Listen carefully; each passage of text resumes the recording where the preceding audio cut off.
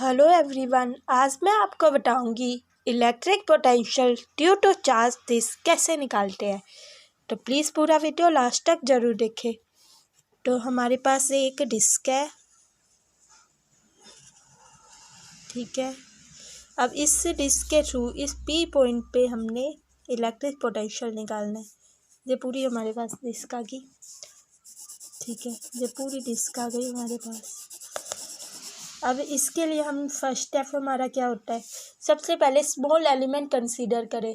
आपको याद होगा आपने रिंग में क्या कंसीडर किया था, लेंथ एलिमेंट कंसीडर किया था। तो इस डिस्क में क्या स्मॉल एलिमेंट कंसीडर करें, मतलब ये डिस्क किन से मिलके बनी होती है। तो अगर ध्यान से देखी जाए तो ये डिस्क है ना, काफ़ी ज़्यादा रिंग से मिलके बनी होती है। ये देखो, ये रिंग काफ़ी ज़्यादा रिंग मिलती है डिफरेंट रेडियस की, तो ये एक डिस्क बना देती है। तो इसलिए हमने यहाँ पे एक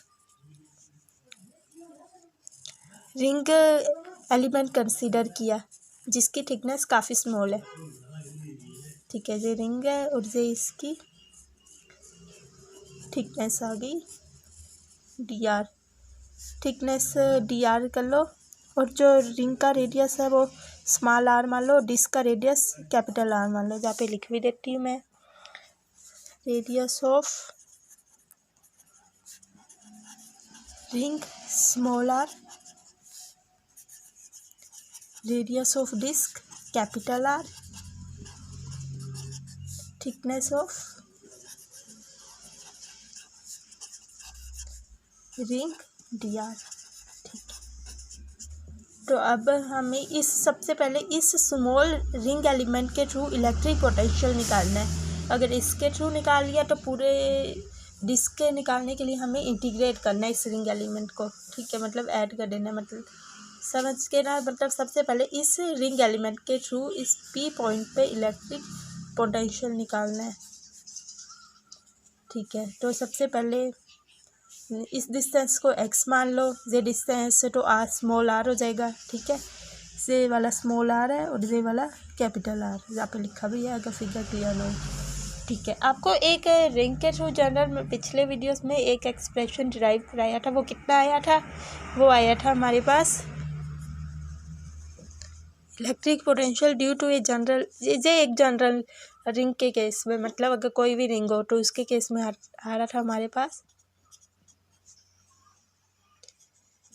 ठीक है। ये कोई भी रिंग हो। अब इसी एक्सप्रेशन को अगर मैं इस स्मॉल रिंग के थ्रू लिखूँ तो वो कितना लिखूँगी, तो वो लिखूँगी इस पोटेंशियल भी स्मॉल होगा, रिंग एलिमेंट स्मॉल है, थिकनेस का के टी क्यू वाई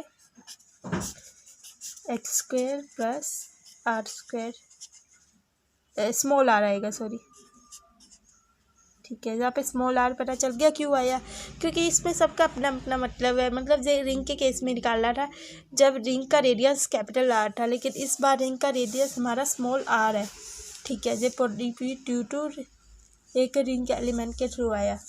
अब डी क्यू की वैल्यू क्या निकालेंगे, डी क्यू क्या रिप्रेजेंट कर रहा है, इस रिंग एलिमेंट पे कितना चार्ज है। जहाँ पे हमारा क्यू था, क्योंकि हमारा पूरा चार्ज था वो एक रिंग पे था। अब इस पे ना जो पूरा चार्ज है ना वो डिस्क पे मान लो क्यू चार्ज है, जहाँ पे लिख देती हूँ चार्ज ऑन डिस्क क्यू, जो कि यूनिफॉर्मली स्प्रेड है। तो अब डी क्यू की वैल्यू कितनी होगी, डी क्यू की वैल्यू और चार्ज से भी लिख देती हूँ charge on ring d q. तो डी क्यू की वैल्यू कैसे लिखेंगे, डी क्यू की वैल्यू होगी q by pi r square 2 pi r. अब ये एक्सप्रेशन कैसे आता है, सिंपल यूनिटरी मेथड का यूज़ किया आता है। मैंने इलेक्ट्रिक फील्ड वाले में भी बताया था, इसमें भी चलो बता ही देती हूँ कि ये कैसे आया। यूनिटरी मेथड का बस यूज़ किया हमने, ये साइड में रफ वर्क में लिख लेना, ठीक है। मतलब कि मान इस पूरे डिस्क में, मतलब कि इस पूरे डिस्क में क्यू चार्ज है जी दिया गया, मतलब इस पाई आर सरफेस, चार्ज तो हमेशा सरफेस पे ही होता है ना। तो मतलब कि इस पाई आर स्क्वायर सरफेस पे क्यू चार्ज है, कैपिटल R में क्यू चार्ज है, ठीक है। ये तो हो गया पाई आर स्क्वायर, मतलब इसके इतने एरिया में क्यू चार्ज स्प्रेड है। ठीक है, तो हम इसे निकाल सकते हैं कि 1 यूनिट कूलम्ब चार्ज है वो कितने एरिया में स्प्रेड है। तो मतलब कि 1 मीटर क्यूब में कितना चार्ज स्प्रेड है, तो 1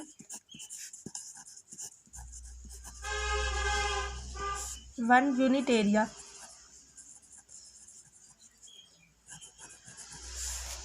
समझ के कैसे, सॉरी यहाँ पे एक dr का एलिमेंट भी आएगा। यूनिट एरिया में देखो मतलब कि पाई आर स्क्वायर में ना हमारा क्यू चार्ज स्प्रेड है, इस पूरे एरिया में हमारा क्यू चार्ज स्प्रेड है। तो मतलब कि अगर हम 1 मीटर स्क्वायर का एरिया ले तो उसमें कितना कूलम चार्ज होगा, मतलब हम सिंपल चार्ज से डेंसिटी निकाल रहे हैं। तो चार्ज पर यूनिट एरिया मतलब चार्ज डेंसिटी निकाल रहे हैं। तो ये आ गया पॉइंट एरिया पे इतना चार्ज है। अब हमें इस पूरे एरिया में जो रिंग का हमारे पास आ रहा था ना, ये रिंग मान ये dr थिकनेस थी, इसके अंदर तो कुछ होता नहीं है, तो चार्ज तो कभी इसके अंदर होगा इसके यहाँ पे होगा चार्ज। तो मतलब कि सारा चार्ज यहाँ पे लाई करेगा। इस एरिया में कितना चार्ज होगा वो लिखा था हमने dq। तो dq की वैल्यू क्या आई थी, तो इस एरिया में कितना चार्ज होगा।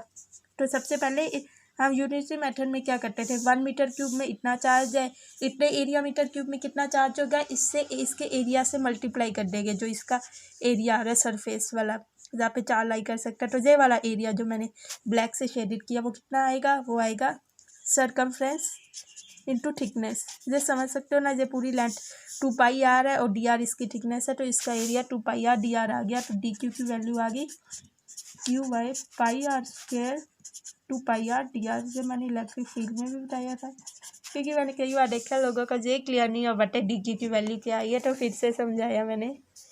तो ये अब जहाँ पे dq की वैल्यू पुट कर दो कि q 2 pi r dr pi r square x square plus small r का स्क्वायर। अब ये तो हो गया। अब नेक्स्ट स्टेप है वो है हमारा इंटीग्रेशन का। ठीक है, ये थोड़ा कॉम्प्लिकेटेड इंटीग्रेशन है, लेकिन अभी तक इंटीग्रेशन तो सबको जानते ही होंगे कैसे करना है। सबसे पहले कोष्टक तो बाहर ही निकाल लो, कौन सा कोष्टक है वो देखो। के कोष्टक है, क्यू कोष्टक है, आर को कैपिटल आर कोष्टक है, एक्स कोष्टक है, जो वेरिएबल है वो है आर। तो आर को अंदर रखो और जो कोष्टक आ रहा है। अब देखो इसमें स्मॉल आर वाली टर्म है, तो इसे हम बाहर नहीं ले जा सकते इस पूरे, तो इस को इंटीग्रेशन के अंदर ही रखेंगे। ठीक है, 2 पाई, तो हमारे पास ये बचा है।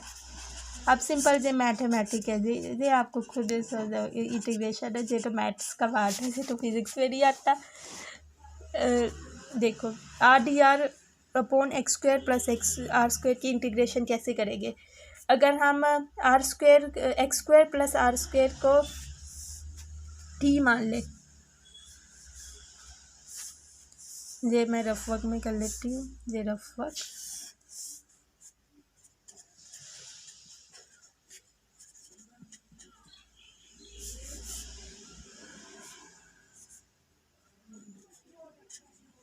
इसे हमने टी मान लिया, इसे ऐसे करो टी स्क्वायर मान लो। ठीक है, तो अगर करेंगे तो आएगा 2x dx इजिकल, सॉरी एक्स तो कांस्टेंट है तो एक्स की तो 0 होगी, 2r dr is equal to 2t dt।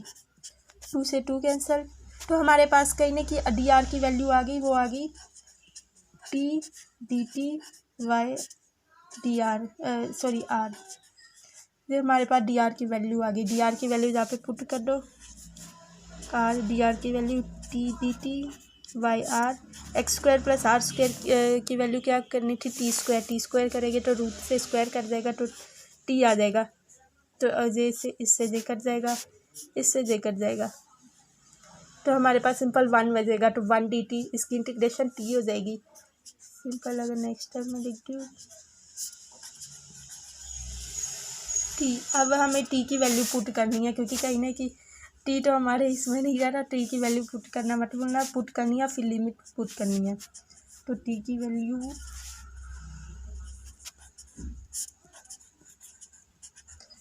क्या थी, x square plus r square, और फिर लिमिट आ जाएंगी हमारी।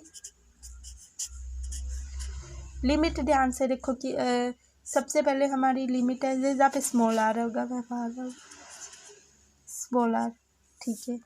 आर के रिस्पेक्ट में चेंज हो रहा है, तो r radius of the ring की लोएस्ट, हम कितने रिंग एलिमेंट है वो कौन सा एलिमेंट कंसिडर कर सकते हैं, हम सबसे स्मॉल वाला 0 रेडियस का भी कर सकते हैं और सबसे हाईएस्ट रेडियस कैपिटल आर का भी कर सकते हैं। तो आर की lowest limit r is equal to 0, highest limit r is equal to capital R, ठीक है। तो अब इसको पहले तो पाई से पाई कैंसिल कर लो, के क्यू 2/r², तो आर प्लस, तो जहाँ पे सबसे पहले हमारा इसकी जगह आर आ गया, स्मॉल आर की जगह, तो x square plus r square आ जाएगा, ठीक है। और फिर लोएस्ट लिमिट पुट करो तो आर की जगह 0, तो सिंपल एक्स आ जाएगा। ये हमारा आंसर आ जाएगा, electric potential due to a disc. ये पूरा आंसर आ गया। वैसे आप अपनी मर्जी से कैसे भी लिख लो, ठीक है। ये आई होप आपको इस क्वेश्चन में कोई भी कंफ्यूजन ना हो। जो स्मॉल आर लिखा है, ये भी स्मॉल आर लिखा है, ठीक है।